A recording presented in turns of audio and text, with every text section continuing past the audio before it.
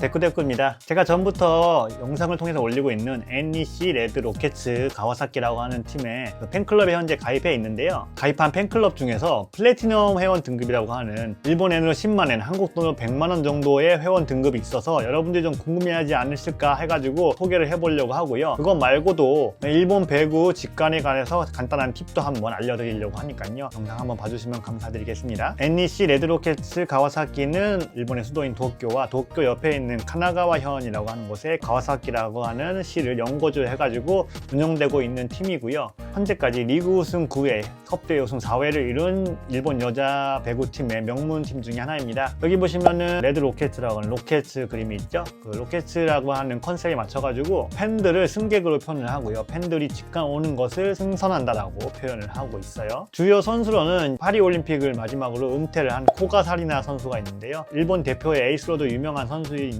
올해로 이제 은퇴를 했기 때문에 올 시즌에는 이제 은퇴한 상태입니다. 그 선수 이외에도 이제 일본 국가대표 2명의 선수가 현재 이제 포함해 있는 상태입니다. 그리고 작년이랑 재작년 리그에서 우승을 한 팀이고요. 꽤 강한 전력으로 분류되고 있습니다. 한국에 있는 페퍼저축은행 팀 있잖아요. 자매 결연을 맺어가지고 올해에도 같이 연습을 한 걸로 알고 있고요. 그리고 올해 새로 한국인 코치도 들어와가지고 한국에 관련해서도 굉장히 조금 친근한 팀이기도 한 것 같아요. 자, 그리고 여러분이 궁금해하시는 팬클럽에 관해서 설명을 드리자면은 무료 회원이랑 유료 회원이 있는데요. 무료 회원 같은 경우에는 비회원과 크게 차이가 없는데 굳이 얘기를 하자면은 시즌 후에 열리는 팬페스에 참가할 수 있는 응모를 할 수 있는 조건을 가지게 됩니다. 그것만 차이가 있고요. 그리고 유료 회원 같은 경우에는 이제 주니어 회원, 스탠다드 회원, 골드 회원, 플래티넘 회원이 있고요. 주니어 회원 같은 경우에는 15살까지 가입이 가능한 이제 어린이 회원이라고 보시면 되고, 스탠다드 회원 같은 경우는 연회비가 5,000엔, 골드 회원은 3만엔, 플래티넘 회원이 10만엔, 한국 돈으로 100만원. 100만원의 회비를 낸다고 플래티넘 회원이 될 수 있느냐? 그것도 아니에요. 40명 한정으로 했기 때문에 올해에도 벌써 마감이 됐는데 가입하기가 조건이 어렵습니다. 왜냐하면은 그 40명이 계속 이제 유지를 해요. 현재 이제 플래티넘 회원에 가입해 있는 40명이 내년에도 유지를 하겠다, 회비를 내겠다라고 하면은 그 자격이 유지가 되고요. 그만두겠다라고 해서 빠지게 되면은 그 다음으로 이제 들어갈 수 있는 사람들이 이제 골드 회원, 3만엔의 회원을 내고 이제 유지를 하고 있던 사람들 중에서 내가 플래티넘이 되겠다라고 하는 사람이 선착순으로 이제 가입을 할 수가 있는 등급입니다. 골드 회원이 아닌 이상은 이제 플래티넘으로 갈 수가 없는 거겠죠. 그러면 이렇게까지 좀 가입이 어려운 플래티넘 회원에 어떤 혜택이 있느냐? 크게 세 가지로 나누어지는데, 티켓적인 면으로 보자면은 예매 시에 티켓이 10% 정도 할인이 됩니다. 이거는 뭐 플래티넘 회원뿐만 아니라 스탠다드 회원이나 골드 회원도 똑같이 10%는 할인이 되기 때문에 크게 차이는 없는데, 이것 말고 선예매가 플래티넘 회원이 가장 먼저 1차 선예매를 이루어질 수가 있어요. 플래티넘, 골드, 스탠다드 순으로 선예매가 이루어지는데 1차이기 때문에 이 40명 안에서 자기 원하는 자리를 이제 마음대로 고를 수가 있는 겁니다. 그리고 특전으로 지워지는 티켓이 4장이 있는데요. 가장 좋은 좌석인 이제 1열 좌석이 2장이고요. 그다음에 2열 좌석이 2장 정도입니다. 금액으로 치면은 4만엔에서 5만엔 정도, 40만원에서 50만원 정도 왔다 갔다 하지 않을까 싶네요. 티켓을 보면 이 정도고, 가입하게 되면 오는 선물이 있겠죠. 제가 입고 있기도 한 유니폼이 한 장 이제 무료로 제공이 되는데, 자기 원하는 선수가 직접 사인을 한 상태로 이제 제공이 되기 때문에 그것도 굉장히 좋을 것 같아요.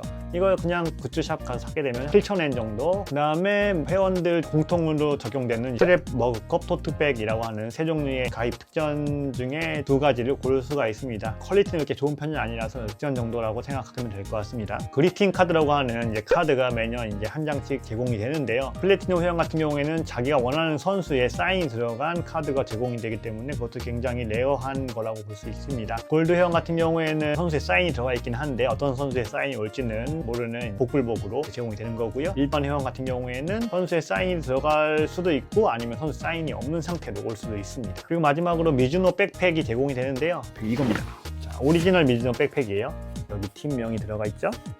그 다음에 미즈노 마크 있고요. 굿즈 같은 걸 넣어서 시합 당일날 가기에 딱 좋은 것 같아요. 그래서 저도 이제 이거를 가지고 갔는데요. 백팩 메고 오신 분이 많아가지고 깜짝 놀랐습니다.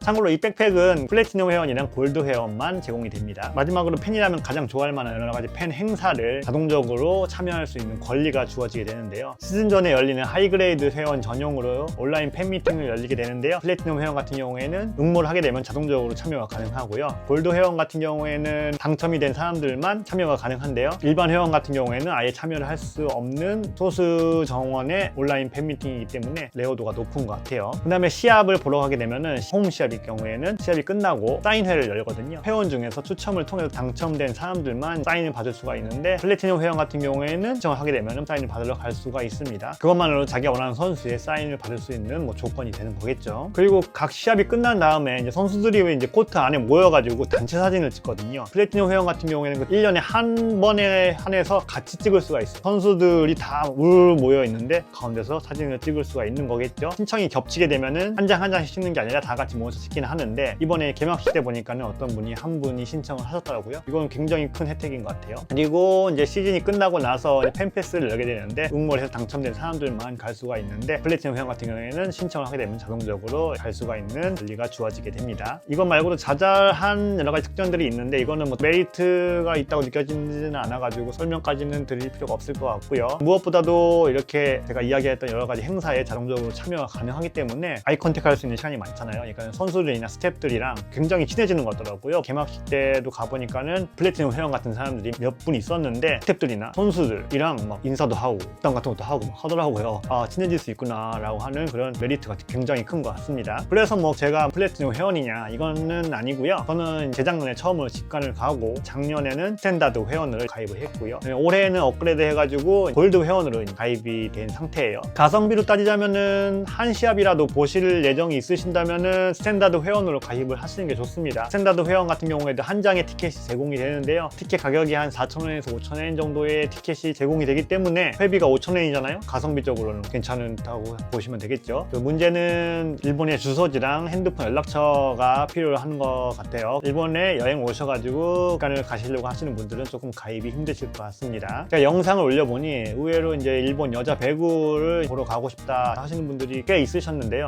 여자 배구 같은 경우에는 당일까지 표가 남아있는 경우가 꽤 많기 때문에 시합 일정이랑 장소만 알아보시고 가셔가지고 현장에서 매표를 하셔도 될 것 같아요. 이번에 이제 코가 사리나 선수가 은퇴식을 해가지고 매진이 되지 않을까 하는 마음으로 갔던 개막식에서도 자유석이랑 2층의 좌석은 남았었기 때문에 괜찮을 것 같습니다. 일본 여자 배구의 일정이랑 장소가 적혀있는 링크는 일단 제가 상세 보기란에다 올려놓을 테니까요. 일본어이긴 한데 구글 번역을 돌려보시면 괜찮을 것 같으니까는 그거 보시고 관심 있으신 분들은 가셔도 될 것 같습니다. 그리고 한 가지 팁을 드리자면은, 가게 되면은 직감을 하고 끝나실 게 아니라 한국에서 왔다는 걸 어필해 보시는 것도 괜찮을 것 같아요. 이번에 가와사키 직관을 갔을 때 구독자분 중에 한 분이 직관을 오셨거든요. 여행으로. 자기가 좋아하는 선수가 때마침 그때 사인회를 열고 있었는데, 그분은 이제 회원이 아니니까는 그 자격은 없으셨는데 새벽에 번역기를 돌려가지고 한국에서 왔다라는 걸 어필을 하니까는 선수를 불러가지고 같이 이제 사진을 찍게 해줬다고 해요. 저도 이제 깜짝 놀라긴 했는데, 해외 팬에 대한 팬 서비스 같은 것도 꽤 좋은 것 같으니까는 어필을 해보시는 것도 좋을 것 같습니다. 그리고 저 같은 경우에도 응원 갈 때 한국어로 적힌 응원 도구를 들고 가거든요. 제가 응원한 선수가 이제 그걸 알아보고 손을 흔들어 준다든지 사진도 찍고 했던 경험이 있습니다. 아까 제가 말씀드렸던 시즌 전에 열리는 화상 팬 미팅에서 운 좋게도 당첨이 돼가지고 참여가 가능하게 됐고, 그 중에서도 제가 질문을 올렸는데 그게 당첨이 돼가지고 선수들한테 직접 질문을 하게 됐어요. 제 이름이 먼저 나오고 얘기를 하려고 하는데, 선수들이 제 이름을 먼저 보고